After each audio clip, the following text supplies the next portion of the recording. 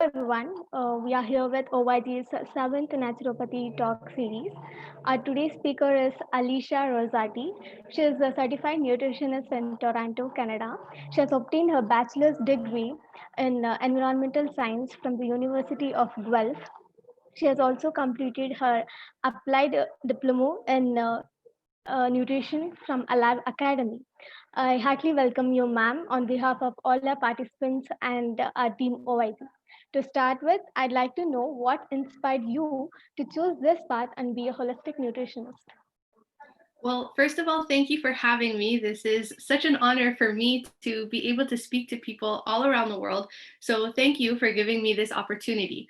So, for myself, I have always loved natural health and being able to heal myself. So, for years, since I was a kid, I have dealt with my own health issues. I was always sick. I had a very, very weak immune system. um, in high school, I had things like adrenal fatigue, mononucleosis, irritable bowel syndrome. So I've had a ton of different conditions that were all based around stress and a weak immune system. So finally, I said, enough is enough. I need to learn more about this for myself. So I decided to go into nutrition because I believe that food is the best medicine on the planet. So that's really how I got here, was my own health and my own journey.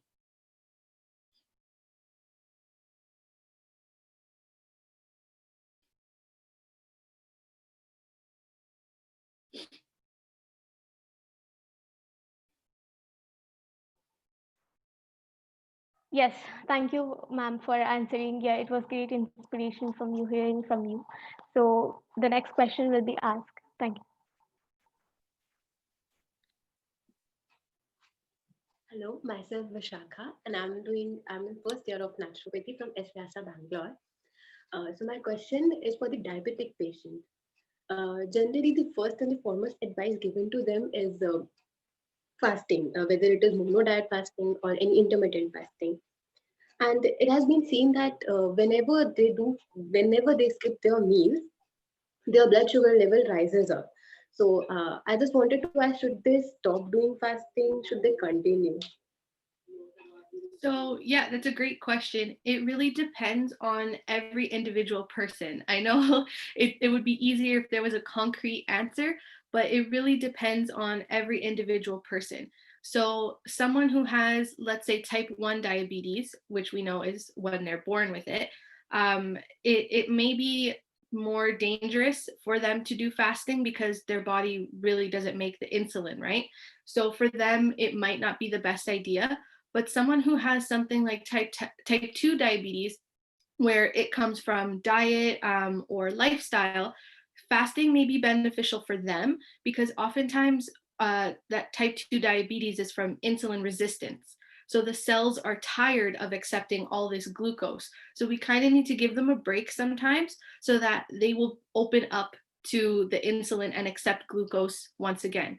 Again, though, this can be very dangerous for anybody depending on what type of diabetes they have, how well controlled it is. So it's really important that they do this under the supervision of a doctor or someone who is really trained in this field.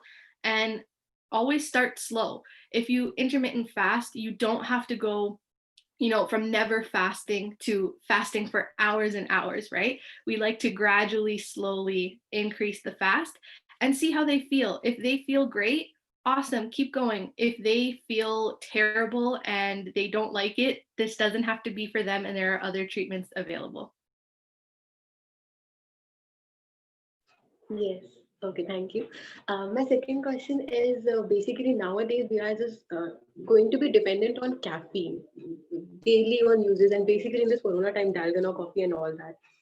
I just wanted to ask, caffeine has more of an advantage, like mental awareness and all, but at the same time, I just found that aspirin is also made of caffeine. So drugs are also made of that. So should we consume it or should we try to avoid it?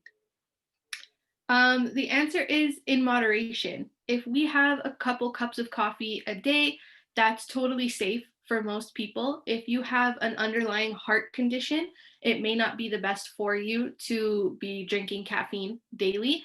But if we're talking about coffee, 1 or 2 cups a day is totally safe, totally fine. If we're talking about things like energy drinks, it's best to avoid those because those are really, really high in caffeine. It puts a real stress on your heart, which may not be safe. Me personally, I do not drink coffee or energy drinks. I haven't in almost 5 years now, and I'm totally fine. So I don't think, like, coming from the addiction side, caffeine can be very addicting. It can be very stressful on the heart. It can be really taxing on the kidneys, on the bladder. But if you're having 1 or 2 cups a day, should be totally safe. Okay, thank you so much. Thank you so much. Thank you.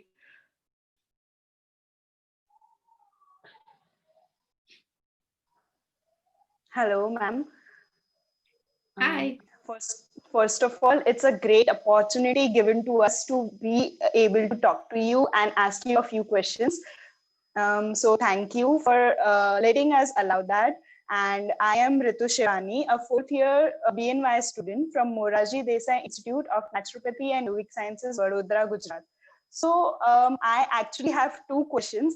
So I'll ask one by one. First of all, I wanted to ask, what according to you could be a very good prescription, dietetic prescription? I know there is nothing as such as ideal diet prescription, but what basic things we can include in the prescription which we are giving to the patients so that it's easy for them to interpret it and follow it?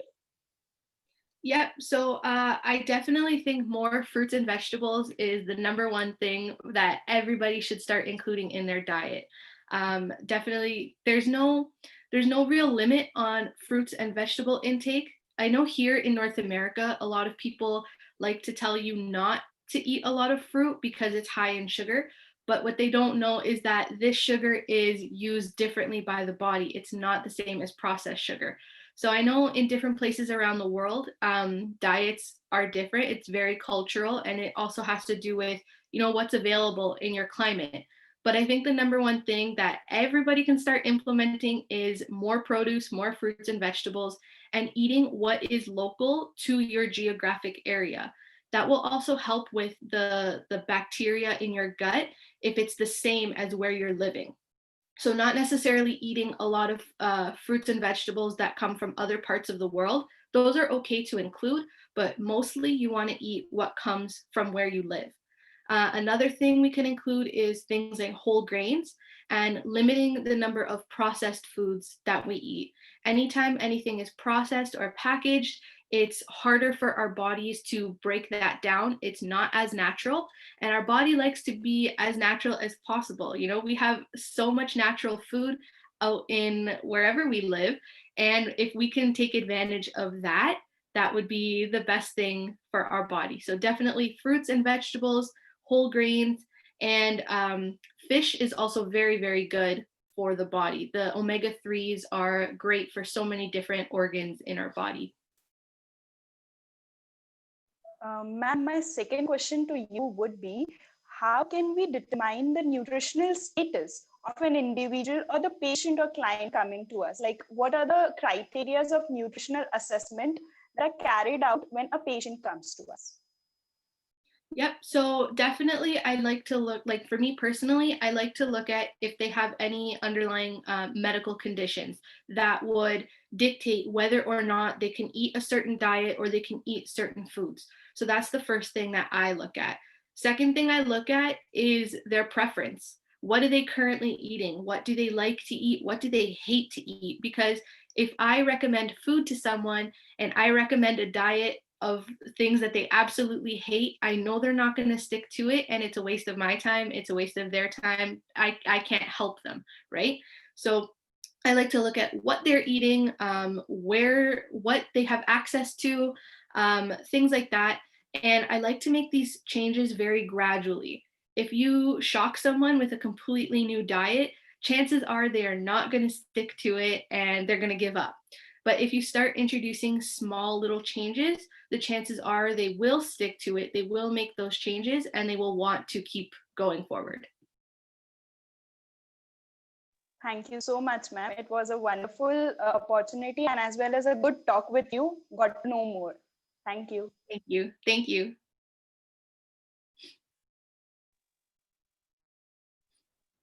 Good evening, ma'am. Hi. Hi, ma'am. Ma'am, myself Meghana from Gataprava College, Karnataka. And my question is, like in these days, we have many protein drinks which people consume, and there are many weight loss programs only by taking the protein drink. So how can we reduce them by replacing with raw food? How can we tell the clients or the patients to how to replace them, ma'am? Yeah, so I think it's important to educate people that, you know, all protein comes from amino acids. So whether we eat the complete protein in one sitting or whether we have the amino acids throughout the day, our body will put those amino acids together as it needs them. So when we have protein shakes or protein drinks, you know, our body, we accept it, and then our body has to break it down into the individual amino acids and then put it back together, right? So if we just eat the amino acids throughout the day, it's easier for our body to put it together into the proteins that we need at that time. So it's really good to inform our clients or our patients that they can get those amino acids from natural food. Every plant has amino acids for it to survive. So when we're eating that plant, that vegetable, the grain, the rice, whatever it is, we're also eating the amino acids that the plant itself contains. So I think it's really important to educate people and inform people that we don't need a protein drink that was made in a lab or in a factory. It's better for us if we eat the amino acids that come from the plants themselves. Yes, ma'am. Ma'am, next question is, like once we leave this protein shake, the weight gain and these problems are like side effects will be there. So how can we tackle this? I think you're cutting out. I can't hear you. Hello. Hi. Okay, now I can hear you. Sorry. Yeah. Uh, hmm. Yeah, I couldn't hear you. I think maybe the internet was cutting out between us right there.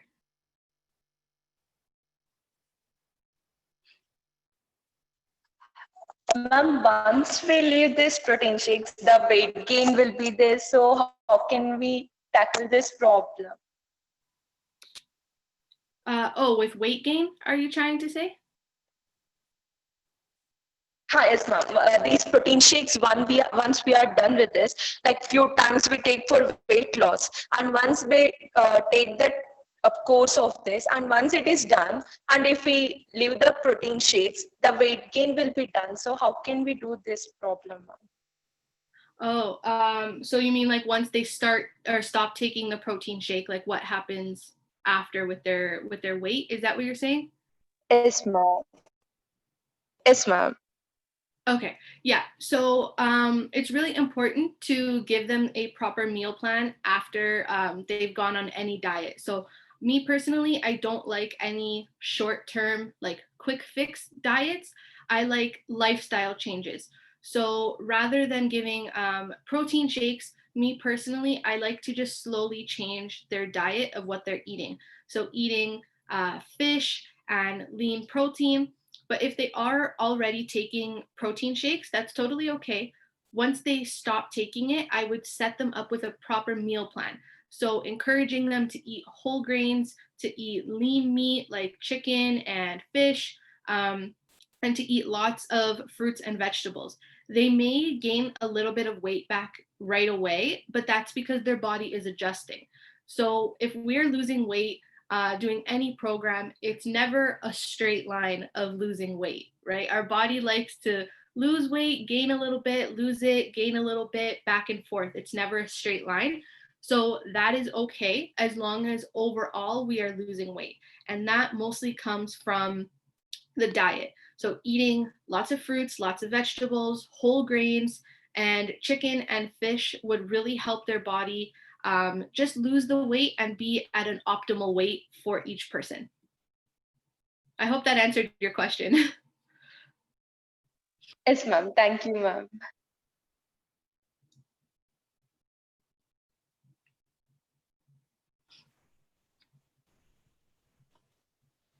Good evening, ma'am. I'm Arundhati. I'm currently studying BNYS first year from SVS University, Bangalore. So my question to you is milk really essential to put in our diet? I definitely say no.